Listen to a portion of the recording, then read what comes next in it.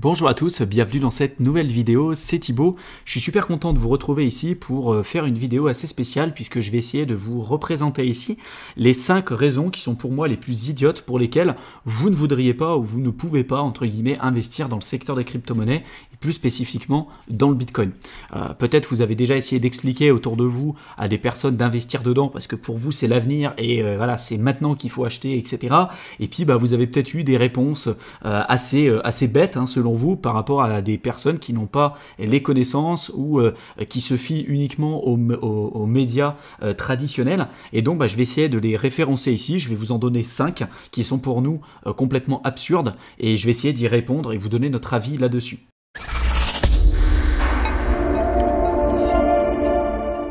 Comme expliqué en introduction, je vais essayer de revoir dans cette vidéo 5 raisons qui sont pour moi totalement idiotes de ne pas investir dans le secteur des crypto-monnaies. On vous donne à chaque fois tout un tas de raisons d'investir et là c'est vrai qu'on a souvent des retours assez négatifs de personnes qui ne connaissent soit pas le secteur des crypto-monnaies, soit qui sont totalement réticentes et ça a peut-être été votre cas. Et donc du coup je vais essayer de vous donner un aperçu de ces réticences que vous pouvez avoir et des réponses qu'on pourrait potentiellement donner aux personnes qui ont ces interrogations-là.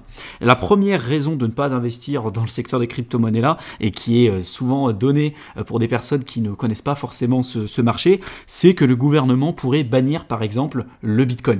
Donc ça, j'ai déjà fait 2 vidéos à ce sujet, je vous mettrai les liens dans la description de la vidéo et je vous explique notamment mon point de vue là-dessus. Et je montre que l'adoption qu'on voit, malgré ce qu'on pourrait penser, et c'est vrai que d'un point de vue théorique, on pourrait penser que les institutions n'ont aucun intérêt et ne laisseraient pas le Bitcoin se développer puisqu'elles pourraient perdre leur souveraineté monétaire. Sauf que dans les faits, en réalité, c'est pas ça qui se passe, c'est pas ce qu'on observe. On observe une adoption qui est de plus en plus grandissante. On a des grosses institutions qui achètent aujourd'hui des Bitcoins. On a une régulation qui se met en place avec par exemple aussi l'arrivée de PayPal, l'arrivée de produits et de services qui peuvent être directement proposés au niveau des instituts bancaires. Ça, pareil, il y a tout un tas de régulations derrière. On aura peut-être l'arrivée d'un prochain ETF dans le Bitcoin avec une forte régulation là-dessus.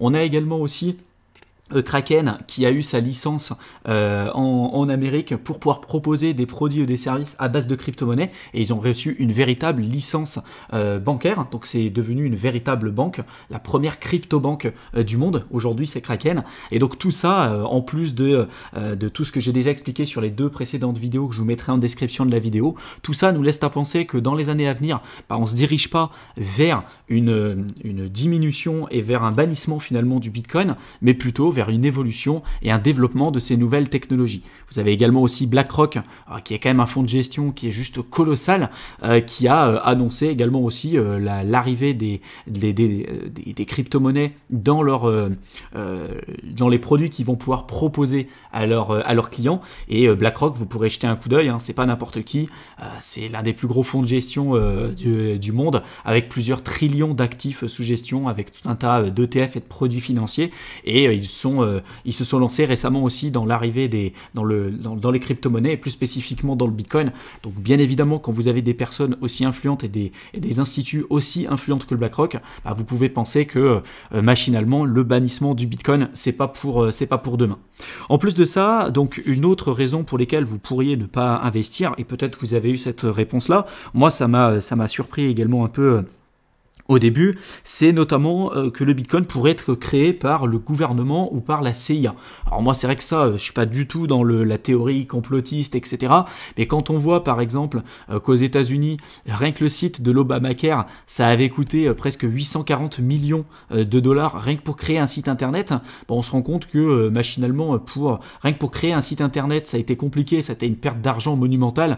Alors vous pensez bien que pour coder le Bitcoin et développer une technologie aussi complexe que ça, à mon avis, ça viendrait pas de chez eux. Bon, je pense que vous avez compris mon point de vue également là-dessus. En plus de ça, les paiements des mineurs quand il y aura plus de BTC. Ça, c'est super important, c'est-à-dire, vous le savez, tous les 4 ans, on a un épisode de halving. Donc on a une diminution des récompenses par bloc de transactions qui sont divisées par 2. Lors des 4 premières années après la création du Bitcoin, on avait 50 Bitcoins qui étaient émis toutes les 10 minutes pour récompenser les mineurs en plus des frais de transaction pour valider les transactions et pour pouvoir sécuriser le réseau. Et puis au fur et à mesure du temps, tous les 4 ans, on a une diminution par 2. Donc on en a eu pour l'instant 3. Aujourd'hui, on est à 6,5 bitcoins par bloc de transaction. Et puis lors du prochain halving, on divisera encore par 2, encore par 2, encore par 2. Ce qui fait que machinalement, on arrive vers une asymptote, une courbe qui tend vers 21 millions. Le dernier bitcoin en fait qui serait miné serait mis en circulation sur le marché vers l'année à peu près 2143. Donc vous voyez que c'est pas tout de suite. Mais la question, elle est quand même légitime. Qu'est-ce qui va se passer pour les mineurs si derrière, ils n'ont plus aucun intérêt, s'ils n'ont plus aucune récompense pour les blocs de transactions? Alors ça, c'est super important de comprendre, puisque en réalité, les mineurs, ils sont récompensés de 2 façons.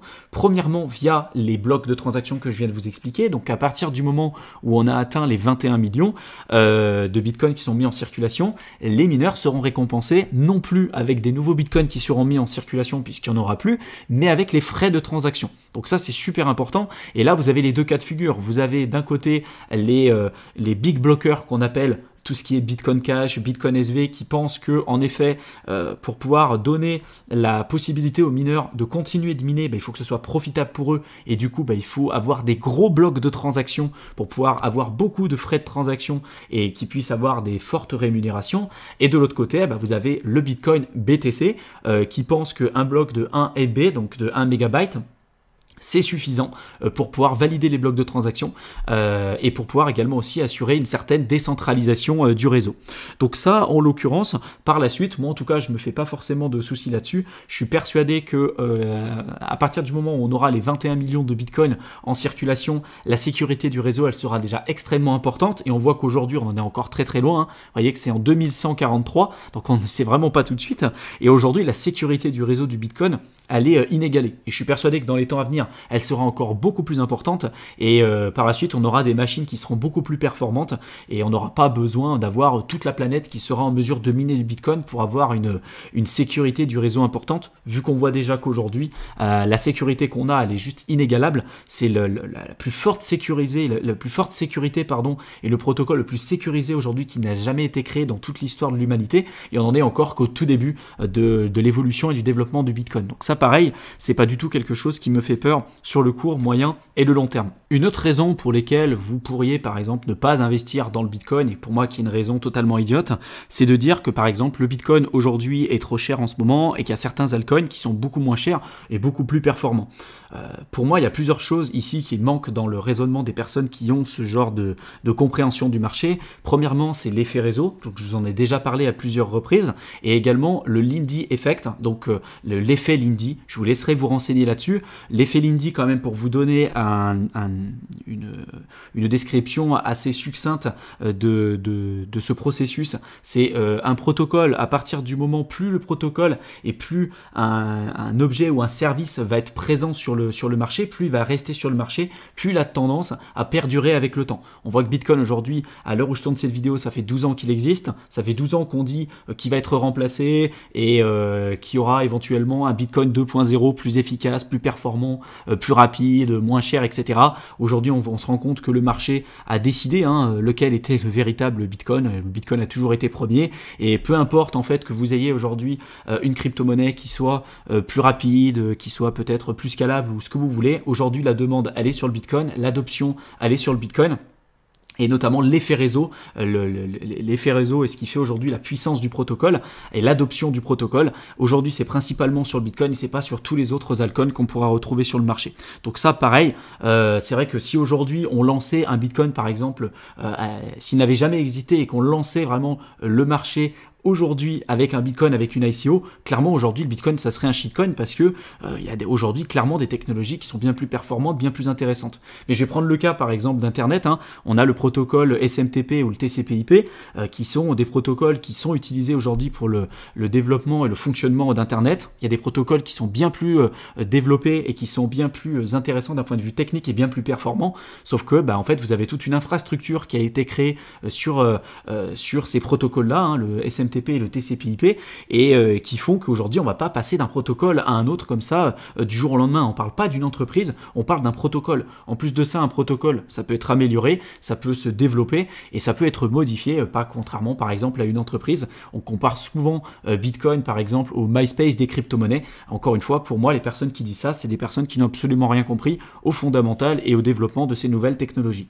En plus de ça, un autre critère que vous pouvez avoir en tête, et pour moi qui est une autre raison assez idiote de ne pas investir dans le Bitcoin et plus globalement dans le secteur des crypto-monnaies, c'est de dire que par exemple Bitcoin Cash ou Bitcoin SV, c'est le vrai Bitcoin. Voilà, entre guillemets, c'est pas à moi de vous dire ce qu'est le vrai Bitcoin, c'est pas à vous de dire le vrai Bitcoin c'est Bitcoin Cash, c'est Bitcoin SV, vous avez tout un tas de théories qui sont faites là-dessus, c'est le marché en réalité qui va décider lequel est le vrai Bitcoin. Voilà, et aujourd'hui le marché, vous regardez, c'est pas vous, c'est pas moi qui ont raison, c'est le marché. Le marché, en l'occurrence, a toujours raison. Et donc, qu'est-ce qu'il a décidé, le marché? Le marché a décidé qu'aujourd'hui, le véritable Bitcoin, c'était BTC, tout simplement. Et là, il y a un site internet que je vais vous montrer. On vous parle par exemple de Bitcoin Cash ou de Bitcoin SV qui sont beaucoup plus scalables avec des frais de transaction qui sont beaucoup plus faibles. Sauf qu'aujourd'hui, en fait, vous voyez là la demande. À chaque fois, là, c'est des transactions qui sont aujourd'hui présentes sur la blockchain Bitcoin. Donc à l'heure où je tourne cette vidéo, on est sur une euphorie dans le secteur des crypto-monnaies. On a une évolution à la hausse vraiment énorme. Donc la demande aujourd'hui, elle est juste énorme sur le Bitcoin. Et il y a presque personne en fait, par exemple, pour Bitcoin Cash. Si on compare Bitcoin, par exemple, et Ethereum, en termes de frais de transaction et puis même en termes de demande, là vous voyez que par exemple pour Bitcoin et pour Ethereum, il y a quand même beaucoup de demandes pour Ethereum, si ce n'est même plus que pour le Bitcoin, tout simplement. Donc vous voyez en fait la valeur d'un protocole, elle est liée à son utilisation, à son nombre d'utilisateurs et aujourd'hui les deux protocoles qui sont les plus utilisés, c'est Ethereum et Bitcoin, quoi que vous puissiez en dire et quoi que vous puissiez en penser. Le dernier point, et c'est le bonus que je voulais également aussi vous donner à l'issue de cette vidéo, il y a beaucoup de personnes qui disent que par exemple, je ne vais pas investir dans le Bitcoin ou je ne vais pas investir dans les crypto-monnaies parce que c'est pas tangible, c'est pas quelque chose que je peux aujourd'hui manipuler, que je peux vraiment détenir, ça repose absolument pour rien, sur rien, c'est que de la spéculation. Alors je vais pas vous mentir, en effet, les crypto-monnaies, il y a de la spéculation, aujourd'hui il y a beaucoup de spéculation là-dessus, mais c'est comme toute l'émergence de toutes les nouvelles classes d'actifs, il y a la spéculation de partout, que ce soit même aujourd'hui dans le marché des actions, le marché des obligations, dans tous les types d'actifs que vous avez de la spéculation. Aujourd'hui, dans le secteur des crypto-monnaies, vu qu'on en est vraiment à un stade qui est très très jeune, forcément qu'il y a un peu plus de spéculation. Mais néanmoins, je suis persuadé que c'est quelque chose qui est là pour rester et malheureusement ceux qui n'arriveront pas à remettre en cause leurs appréhensions et leur compréhension de l'écosystème passeront à côté de toute façon de ces opportunités. Et puis pour répondre à ces personnes qui pensent que le Bitcoin par exemple n'est pas tangible et qu'il ne repose sur rien, j'ai une question également aussi à vous poser, c'est par exemple Internet, aujourd'hui clairement c'est pas quelque chose de tangible, c'est pas quelque chose que vous pouvez toucher, même s'il y a des serveurs etc. Et si vous me sortez par exemple le fait qu'il y ait des serveurs, je peux vous dire pareil, il y a des fermes de minage dans le Bitcoin et ça pareil c'est quelque chose que vous pouvez voir, mais sans même parler de ça, Internet c'est pas quelque chose de tangible, pour autant ça a une valeur qui est juste énorme, ça a été juste incroyable la création de richesses qui a pu être effectuée avec la création et le développement d'Internet. Il y a également aussi avoir quelque chose de physique, c'est pas une fin en soi. On peut prendre par exemple en 1933 avec le bannissement de l'or aux États-Unis, c'est pas parce que vous aviez votre or que ça vous a permis en 1933 de vous protéger par exemple contre l'inflation. Vous pourrez regarder un petit peu vos cours d'histoire et regarder ce qui s'est passé en 1933. Tous ceux qui détenaient de l'or aux États-Unis, n'avaient absolument pas le droit d'en avoir. Ils ont dû le redonner au gouvernement puisque c'était devenu totalement illégal. Avec le Bitcoin, bien évidemment, aujourd'hui, si vous détenez vos crypto-monnaies, ça n'appartient qu'à vous et on ne pourra pas vous les voler. En plus de ça, on se dirige vers un monde qui est totalement digital, avec l'arrivée, par exemple, des CBDC, donc des stablecoins de banques centrales, avec le crypto-euro, le crypto-yuan, etc. C'est qu'une question de temps avant que ça n'arrive et que ça se démocratise. Donc on arrive vers une économie qui va se digitaliser de plus en plus, et donc forcément que le Bitcoin aura sa place dans les années à venir dans tous ces nouveaux écosystèmes. que vous le vouliez ou non, ça sera à vous de voir cette opportunité ou malheureusement vous passerez à côté et vous le regretterez jusqu'à la fin de votre vie.